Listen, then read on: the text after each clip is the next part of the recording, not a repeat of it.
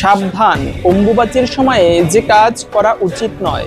অম্বুবাচী তিথি সনাতন ধর্মাবলম্বীরা বিশেষ গুরুত্বের সহিত পালন করে থাকে। এজন্য শাস্ত্রে 7 প্রকার মায়ের কথা বলা আছে, যার মধ্যে এই ধরিত্রী দেবী বসুমাতা ও মা, আত্মমাতা গুরুপত্নী, ব্রাহ্মণী রাজপত্নিকা, ধেনুর্ধাত্রী তথা বেদ্যি, সপ্তৈত মাতর স্মৃতা। আত্মমাতা মানে নিজের মা, যেরকম মা, গুরুদেবের স্ত্রী গুরুপত্নীও মা, রাজরানী তিনিও মাতা, গাভী মাতা, আবার এই বসুমাতাকেও মায়ের সমান তুলনা করা হয়েছে।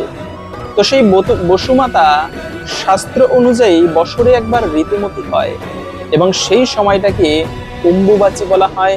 কোথাও কোথাও অমাবতী বা ঋতুমতী উৎসবও বলা হয়ে থাকে।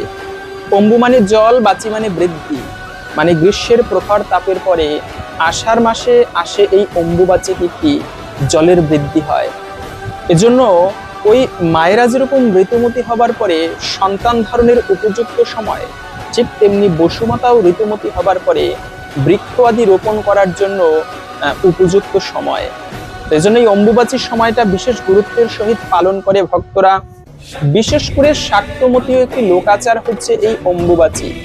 যারা শক্তি দেবীর উপাসনা করে, শিব, কালী, দুর্গা, এদের উপাসনা করে, এদের জন্য একটি বিশেষ সময় হচ্ছে অম্বুবাচী।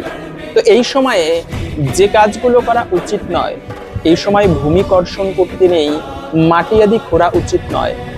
বসুমাতার প্রতি কৃতজ্ঞতা স্বরূপ এই তিথি পালন করা হয়। তো এই জন্য এই সময় ভূমি কর্ষণ করতে নেই। অনেকে বলে ঠাকুর পুজো দেওয়া যাবে না, না, এই কথাটা ভুল। যারা শুধুমাত্র শক্তি দেবী কালী, দুর্গার উপাসনা করে, তারা মন্দির বন্ধ রাখে, লাল কাপড় দিয়ে মায়ের মূর্তি ঢেকে রাখে। কিন্তু নিত্যকর্ম ঠাকুর পুজো আদি অবশ্যই করা যাবে। এই যে অনেক সময় বলে মন্ত্রতন্ত্র পাঠ করা যাবে না, না, অবশ্যই মন্ত্র পাঠ করা যাবে। এই সময় বরঞ্চ আপনারা বেশি বেশি ঠাকুর পুজো, মন্ত্রপাঠ, জপ আদি করতে পারেন, এটি খুবই শুভ। সেই সঙ্গে বসুমাতাকে শুধু নয়, নিজের পিতামাতাকেও এই সময়ে, শুধু এই সময় নয়, কখনো নিজের মাতাকে কষ্ট দেওয়া উচিত নয়। তাই তো শাস্ত্রে বলা আছে, কুপুত্র জায়তে কচিরপি মাতা কুমাতা না জায়তি। সন্তান কুসন্তান হতে পারে, কিন্তু মা কখনো কুমাতা হয় না। আর প্রত্যেকটা মাকে কৃতজ্ঞতা স্বরূপ এই ঋতুমতী বা অমাবতী উৎসব পালন করা হয়। এই সময় কামাখ্যায় হাজার হাজার ভক্তবৃন্দ হয়। তো এই অম্বুবাচী তিথি শুরু হবে, মূলত প্রবৃত্তি শুরু হবে আগামী 22শে জুন সোমবার রাত 9টা 10 থেকে 26শে জুন শুক্রবার সকাল 9টা 33 পর্যন্ত থাকবে। তো এই কয়টা দিন এই অমাবতী উৎসব পালন করা হবে। তো আপনিও পালন করতে পারেন। অবশ্যই ভালো